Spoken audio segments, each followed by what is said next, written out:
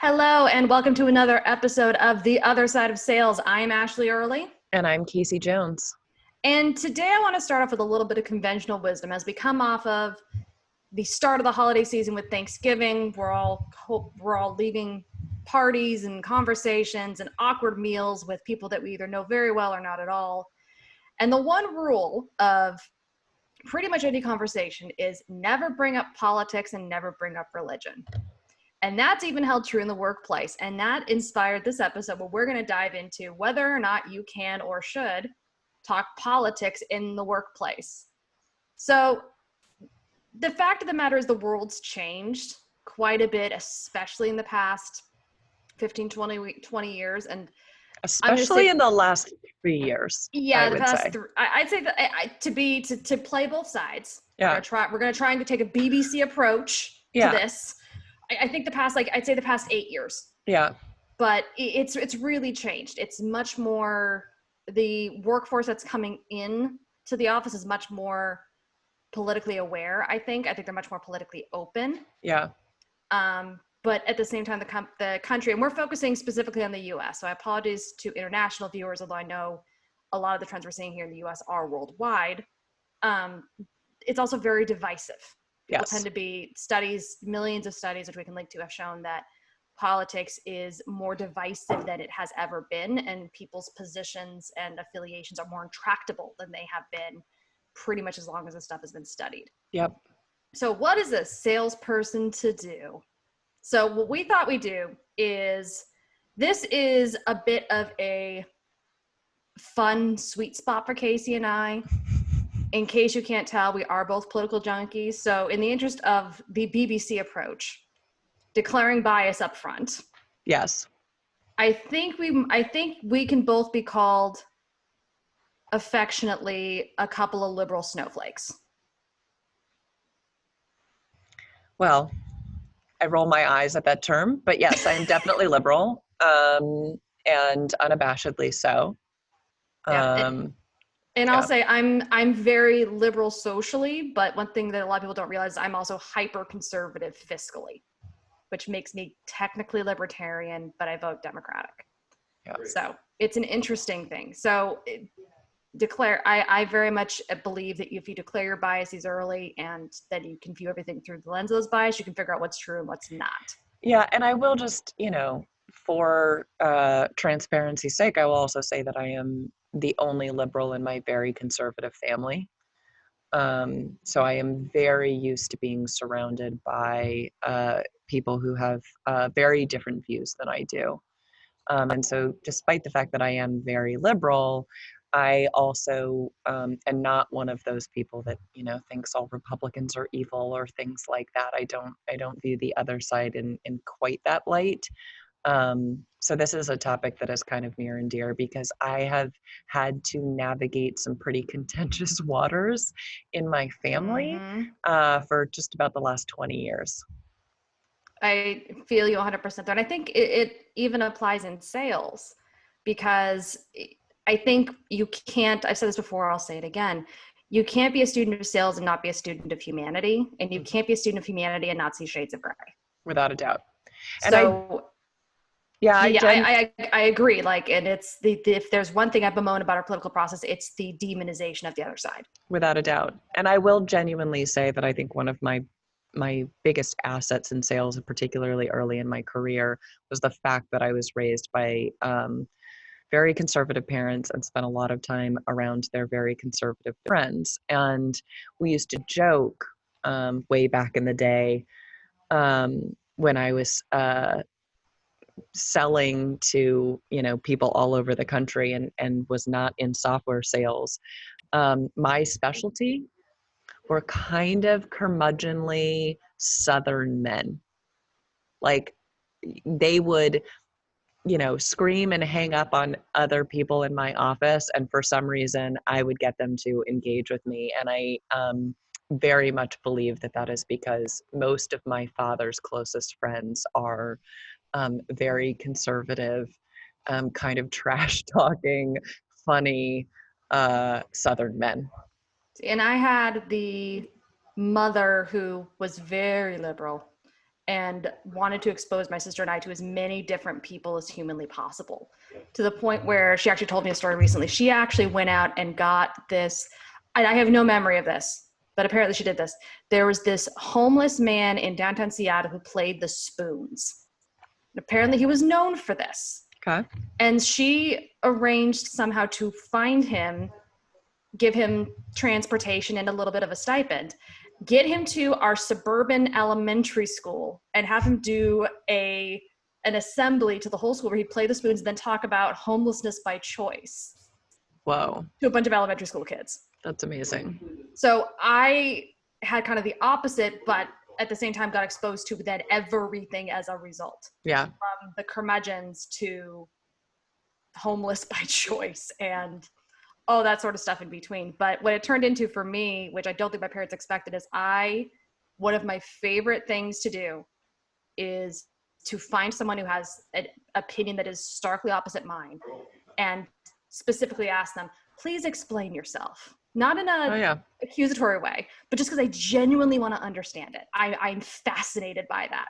And a lot of people think it's me being, I've learned to get very good about setting that up as, hey, I'm just asking because I'm honestly curious. This is nothing accusatory or angry or trying to convince you otherwise. I just want to understand.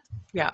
But I've made some of my best friends because those of you from California will recognize Prop 8, which was the gay marriage ban back in the early 2000s. And I made several of my best friends to this day because they had yes on Prop 8, which banned gay marriage. They had yes on Prop 8 stickers. And I would go up to them and be like, hey, why are you yes on this? And have them explain to me. And they were thoughtful, considered opinions I just disagreed with. Yeah. And that's okay. Yeah.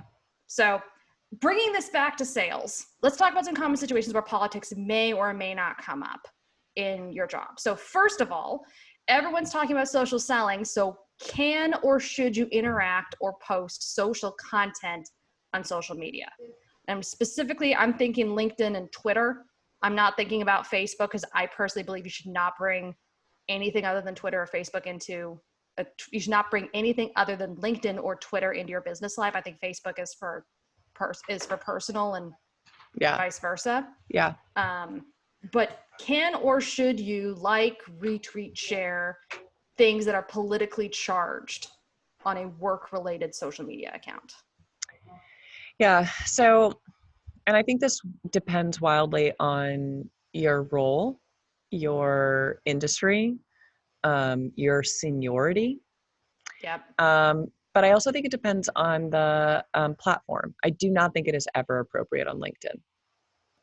And I am very political, and I don't, the most kind of outspoken I will get on LinkedIn is once I recorded something about women in business, and I happened to be wearing a shirt that said "Wild Feminist," and I got some very heated responses to my shirt. To a shirt that said "Wild Feminist." Oh yeah, the responses were, I can't listen to a single thing this woman is saying when she's got such a stupid shirt on. And that was from another woman. And she did not use the word stupid. Okay. Yeah. And there were a couple of comments like that my opinion about business doesn't matter because my shirt says feminist on it. That's another show. Yeah. But I think LinkedIn absolutely never. I think LinkedIn is about business, period. And maybe if you are a business leader and you as a company are taking some sort of a stand politically or getting involved in some sort of cause in a particular way, but as an individual employee, I just do not think it is ever appropriate on LinkedIn. And I think Twitter it's a little bit more of a gray area. I don't see salespeople use Twitter very much at all. Yeah. And I think Twitter is a lot more political. And I think Twitter is a completely different platform because it is much more about conversation and engagement than LinkedIn, which is more about kind of sharing content and sharing like ideas and those kinds of things. But I think you have to be careful based on where you work. I think that's really important. I think shout out to the leadership team at Okta. While I worked there, they chose as a company to take a stand on immigration. They sent out a company email, they did a press release, they offered immigration support to any employees or their families who were facing challenges. So sharing that, I think, is an example of a time when you could share something that's political because it's something your company is publicly saying that they're doing. Yeah. So I remember I shared that basically saying, you know, I'm proud to work here and glad to see this company took a stand on this. That said, something that I think is frequently confused with politics and political stands are charitable causes. So there are a lot of what would be considered charitable causes or volunteer work that could be considered controversial, depending on, I mean, there's this, basically the safe things are, you know, pretty much everyone can go to a food bank. Everyone can go volunteer with veterans and with homeless. But what if you're choosing to volunteer with Susan G. Komen, who is an organization that, while raises a lot of money, has some questionable ethics around what they do with the money? Does sharing that on LinkedIn or doing something, an event with them, for example, cross that line, do we think? Look, I think that very much comes down to your personal values. And if something is deeply important to you, then yeah, you've got to weigh whether you work in an environment that is going to support that. But if something is deeply important to you and you feel like you work at a company that doesn't support it, then I would look for another job. 100%. If there is a cause that matters a lot to you and you feel like you can't speak publicly about it. And I think there's a great example going on right now. And I haven't seen any coverage of this on LinkedIn, but I've seen quite a bit of it on Twitter. So the company GitLab, you know, they're doing phenomenally well in a lot of ways. And I think they're looking to IPO, and they have a contract, a big governmental contract with ICE. And ICE is incredibly controversial right now. It's the immigration and Immigrations and Customs Enforcement. Customs enforcement, for those of you that don't know. I don't think it's actually called that anymore, but yeah, well, whatever. And they are a very controversial kind of agency in the United States. And there have been a lot of employees that have tried very hard to get GitLab to cancel this contract. And now that GitLab refuses to do that, they are leaving. And so there's been these kind of a steady stream of announcements from employees saying, I can't work here anymore because I just don't support that. And you know, and similarly, I've seen similar trends in the network security space with the overlap between the intelligence services and security companies. Yeah. So a lot of company, I know of several high profile engineers, this is all public, you can Google this stuff, who have specifically come out and said, I'm leaving this company because I don't approve of their relationship with the intelligence services. So yeah, I think it comes down to you know what matters to you. And one of the best ways I think to figure out whether or not, I mean, for most salespeople, this is not something you're going to be dealing with. But I think one of the things that a lot of people don't do that you really should, get a copy of the employee handbook and social media policies and read it. Make sure you know what is in writing as prohibited and allowed. Yeah. And make sure you know where your company stands on anything that is really important to you. Yeah. And I'll give you an example for me. Something that I'm really big on is voter registration. And every 2 years I go to HR and I ask, hey, is it okay if I have voter registration forms at my desk? Yeah. And can we tell people that they are welcome to come and grab one and I will mail it for them? Now I don't do that because of North Carolina, but that's a whole thing. Which I now live in, go figure. But doing stuff like that, but I'm clearing it in advance and making sure it's very apolitical and more just about the process. But that's something that means a lot to me. And I'm very upfront about that, even in the interview process. Like, hey, maybe not like immediately, like I don't open with it, but it's definitely something that I try to work into conversation. Yeah. And I think because I don't want to have to hide that passion.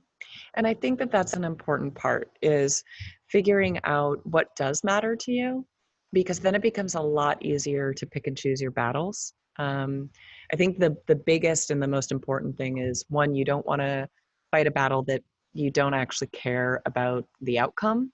Yeah. Okay. But two, you don't want to wind up being the person that just is constantly battling. Yes. So figure out what matters to you and figure out if you are in an environment that supports and encourages that. And if not, um, start finding one that is. Yeah. There are companies all over the map, that run the gamut in terms of their political kind of stances, what they support and what they don't. So you can find one that fits your values. Absolutely. Pause for ad. Because that seemed like a nice lull. Michael, enjoy this. All right. Something else I think we need to mention is, and you and I talked about this before we started, Kasey, the implications of the First Amendment. Yeah. So, First Amendment guarantees your right to free speech. Now, there are Supreme Court cases to an infinitum about what the definition of free speech is.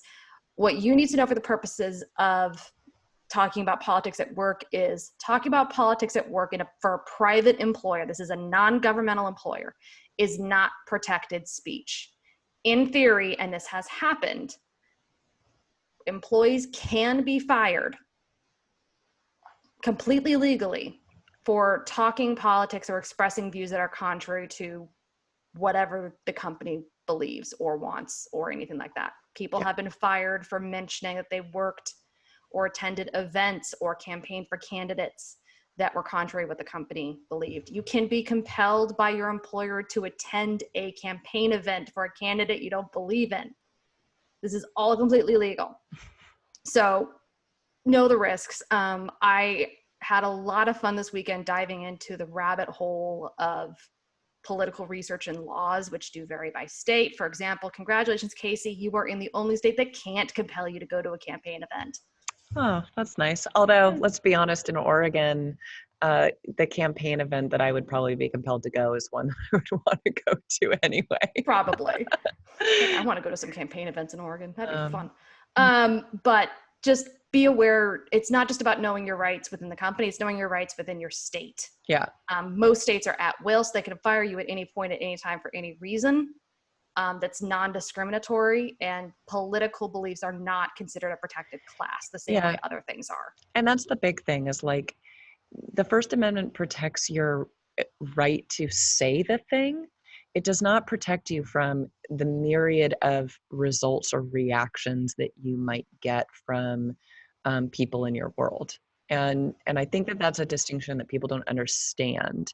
And it's just like, I don't know, if you have a talk show and you say something that other people find distasteful, advertisers can drop you. They can, viewers can stop watching. It's the same thing kind of in your regular life, and you can face those, that impact. You can still say what you want to say, but you will experience those results. And so you've just got to really weigh what is worth it to you. Yeah. And again, it comes back to know what matters. Yeah. Know what matters and think of ways to check it before you really dive in. Make sure you know what you're diving into. So let's talk about another common situation. We talked a little bit about social media. Let's talk about what happens around the office water cooler. You're on a break. There was a debate the night before. There was a tweet that came out that morning. There was, who knows what crazy thing has happened in the past 24 hours. The world is not a place where you can pretend these things aren't happening. That's not healthy. That's not good. That's not realistic in any way, shape, or form. Yep. I think pretty much everyone, regardless of who you voted for, remembers the morning after the 2016 election. Yes. Regardless, I know people on both sides and they both remember it. If anyone has seen the South Park episode where they spoof the results of the 2008 election, if you haven't, go watch it. It's hysterical. But it turns into a bunch of people at an ER and the ER doctor asking, were they a McCain or an Obama supporter? If they're a McCain supporter, they're blackout drunk. If they're an Obama supporter, if they're a McCain supporter, they tried to commit suicide. If they're an Obama supporter, they're blackout drunk. Yeah. It's really funny and not as horrible as it sounds, but it's really good. We've all been there. So how do you talk about politics in an office when it will inevitably come up? What do you do? Look, like I mentioned, in my family, we just don't talk about it. And I think that, yes, on really big days, like the day after the election, you're not going to avoid it. But I think the critical point is, well, there's a couple. One, arguing with your fellow colleagues, especially about politics, is never going to get you anywhere positive. No, that's a recipe for today. I think that's a really good point. Discussion, I think, can be okay. It can be Arguing okay. never is. Discussion can be okay, but especially if you know that you are heated about this topic, why do you need to discuss it? Yeah. What are you going to get out of it? Like, we know we're not going to convince the other person if they disagree with us. And we don't really, there's no point in attempting that. The discussion, if you genuinely are in a place where you are curious, then great, follow that. But don't lie to yourself and say, oh, I'm curious, when really you're just pissed off and you want to kind of pick a fight. And I genuinely think there's very little good that can come of it. And I think the other thing that you want to think about is, especially those of us on the left, we think a lot about diversity and inclusion. And what if you work in an office environment that is 75 or 80% liberal and 20 to 25% conservative? The dominant majority in the office going on and talking about kind of their liberal politics, that is not creating an inclusive work environment for the people that disagree with them. It's making them feel like outsiders. It's making them feel like they don't belong and like they can't express their own views. And I don't think there's any good that really comes of it. And like, I get it that sometimes we need to talk about stuff that matters to us, but you also have to understand that you are forcing somebody else to go through your own experience. And you don't want to put someone in a position where you're saying, what I care about matters more than what you do. That's kind of a mic drop. We're going to pull quote that and blast it all over everything. I think that's totally true. I think the other thing that's really important when it comes to kind of the water cooler situations, and especially when things do get heated, I think it's really important to have an ally, either in the office or outside of the office, because perfect example, I used to have CNN alerts on my phone. I do not anymore because I found that they made me very angry throughout the day. Yeah. It really upset me. And one of the things I found worked really well for helping me get past it, even after I turned off the alerts, was I had identified a couple other people in the office that I knew felt similarly enough to me and were comfortable discussing these things within a safe space. Yeah. And I did that by asking for consent. Yeah. So specifically, I would typically after hours or over lunch or something say, hey, I'm really interested in your thoughts on this political issue or this political candidate. Are you okay if we discuss that? It's super cheesy sounding, but it gives a chance for people to say, hey, I would rather not talk about this. I also never talk it with people who are directly under me. Yeah. Anyone who reports to me, you do not bring this up. That's absolutely, in my opinion, that creates a contentious environment. Yes. Peers, people in other departments, stuff like that. Yeah. But then I've got a safe space. So that way, then I can, I distinctly remember identifying one of these people who became a safe space because we both had an obsession with The Handmaid's Tale. Yes. So that was really easy. That kind of tells you everything you need to know right there. Yeah. So that was a nice little easy thing. And we had our own little private Slack channel that we started eventually inviting a few other people into. Not that was spreading hate or anything, but just this was a place where we could just come in and vent for a second on there and then it's out, which helped us get through it. And so I think that's having powerful. Those safe things. And at the same time, there were people in this same office that were on the other side. And I did the same thing with them if we were out for beers or something like that, because I'm a masochist and I love trying to understand these things. Yeah. I go to them and be like, hey, walk me through this. I'm curious. Would you be okay walking me through this? And in those conversations, they were discussions. Yeah. And my focus was on finding common ground, Yes. not on differences and not on convincing anybody. I was honestly just curious. Yeah. And I so think there was no way for it to be contentious. And that ended up typically being, actually, that was really interesting because like the 2 times I really did that, I did that with people who were above me. And in both situations, they then thought that I agreed with them. So yay, good listening. Yeah.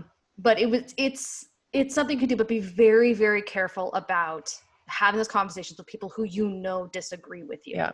That's a very dangerous thing to do. And it's not something I would suggest anyone do unless you're very confident that that's an okay conversation to have. And in both cases, I had heard from other people that they're both that they had talked to other people in the office about it and hadn't seen repercussions. Yeah.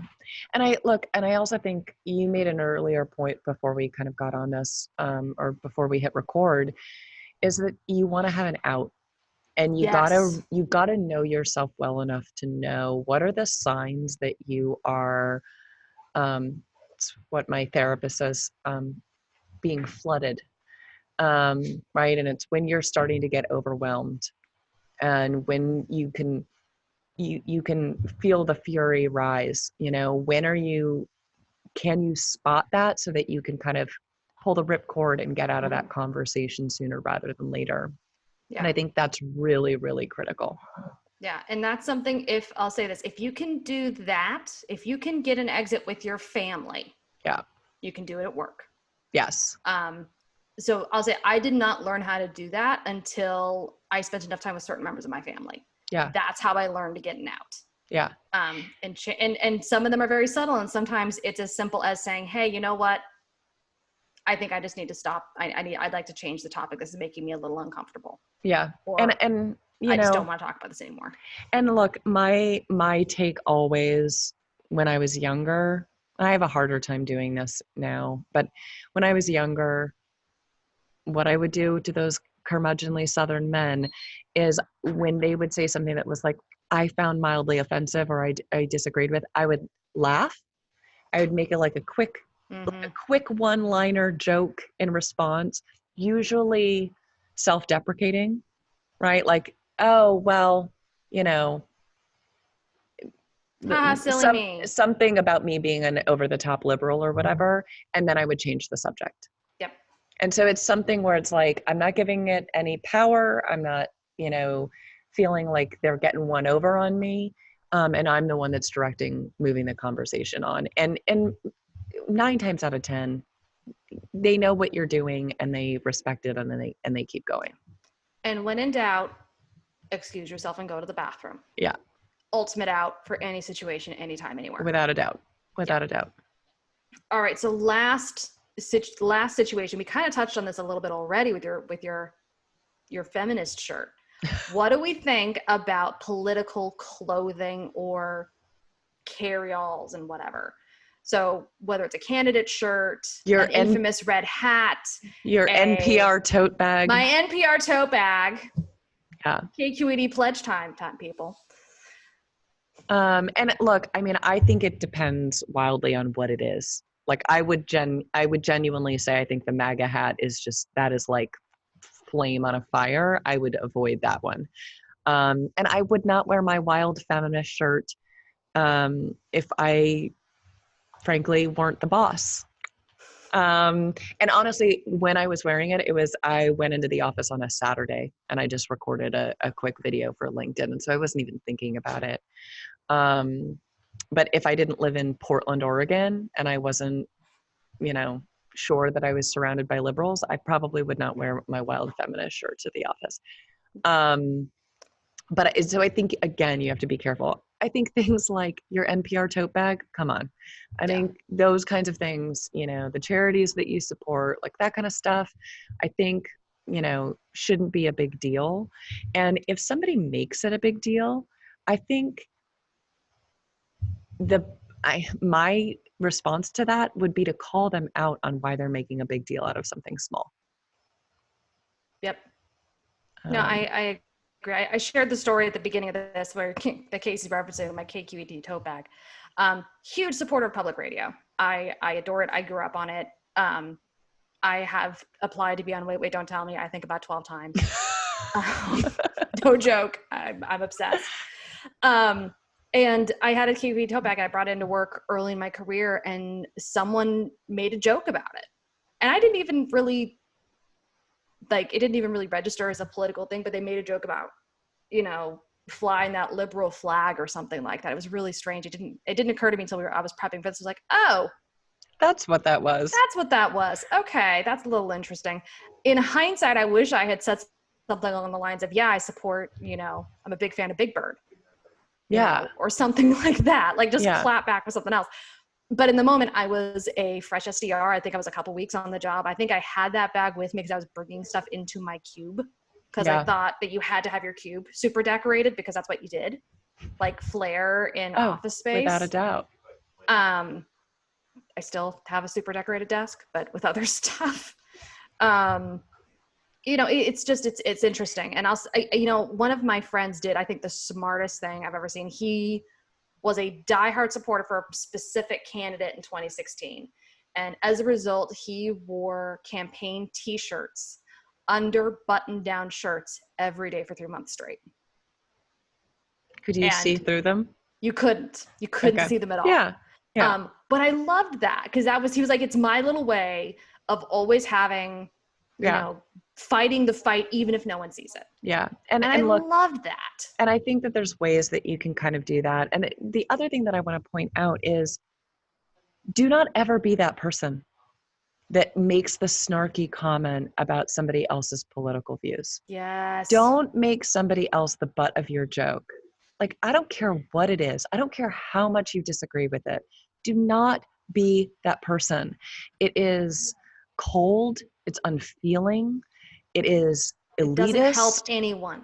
It's exclusive. There's no good that comes from it. And there is, I think if there's, one thing that I wish we could all just be a little bit better about is to not think that it's okay to malign and criticize and make fun of, people that have differing views, especially to their face. I mean, it's just not, we don't need to do that. And there's no good that comes out of it. And it definitely is not going to help your kind of work culture. Definitely not. And I'll say this. They always say, I started this episode with conventional wisdom. I'm going to end it, I think, with conventional wisdom. Conventional wisdom says never meet your heroes. Yeah. I read a book about startup life. It's rather infamous. And in there, they talked about a sales leader. And this guy sounded amazing. He was straightforward. He was direct. He was everything I wanted to be. And he was a really strong leader. And I had the opportunity to host him at an event that I was organizing. And I reached out to him through, he worked with one of the investors at the company that I was working at. So I reached out through our executive team. He agreed to come. I was so starstruck to meet this guy. And the first thing he says to me is, I bet you voted for Hillary, didn't you? Ugh. Literally the first thing he says. I'm going up to him to introduce myself, to thank him for coming and say how much I appreciated it and how big of a fan I was and da-da-da-da-da. And before I can even get that out, I'm like, hi, I'm Ashleigh. I'm organizing this thing. You voted for Hillary, didn't you? Ugh. But full deer in the headlights. No idea what to say. I think I babbled something. I still got my thank you out. But it to this, and as a result, the event itself was actually really contentious. Yeah. Not just between me and him, but even up on the panel that he was on. It was a contentious dynamic that I hadn't intended. Yep. It was very, very strange, but it really comes down to, like you said, nothing comes from aligning a different point of view. Nothing. It comes back to, and especially in a business environment, and we hear this in sales all the time, if you can't say something nice, don't say anything at all. And especially if you are a leader, do not set that tone. Hold yourself to a higher standard. There's no need for that. Without a doubt. So, all right. This is the part of the episode where we ask you to please tell us what you think. We want to hear all of it. We really do.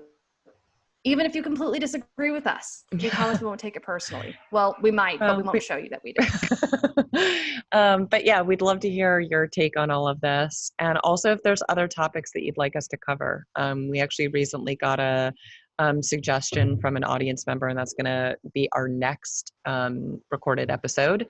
And so we'd love to get those topic suggestions, and also nominations of other sales professionals that you think we should be interviewing. So there's a form for that on the website. And don't forget to please give us an early Christmas, holiday, Hanukkah, Kwanzaa, Christmaka, whatever the Friends one was. And review us, like, share, especially on iTunes, Stitcher, wherever your podcast app is of choice. And we have also launched listener support in Anchor. So if you actually go to our website, you actually have the option of supporting us yourselves, which would be absolutely amazing. And we take that very, very seriously. We do. But even if you can't do that, but monetarily, we completely understand. Please do go to our website and give us your email so you can be alerted to new episodes and all the other exciting things we have coming. Because we do have some really exciting stuff. We do have some really exciting stuff. Yes. Yeah. Yes. So yeah, thanks for listening, and we'll talk to you soon.